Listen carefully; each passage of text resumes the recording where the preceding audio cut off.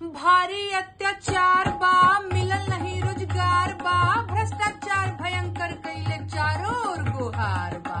काबा रीवा में काबा, अरे बैकल बोचर सांसद बन के लिहिन कमीशन लूटिन जम के कर डारिन बर्बाद बा। काबा रीवा में काबा, अरे 10 साल से पद में रह के घर में घुसल लुकाइल बा। 10 साल से पद में रह के घर में घुसल लुकाइल बा। ई झक्की महाराज से भैया जनता अब भी आइल बा।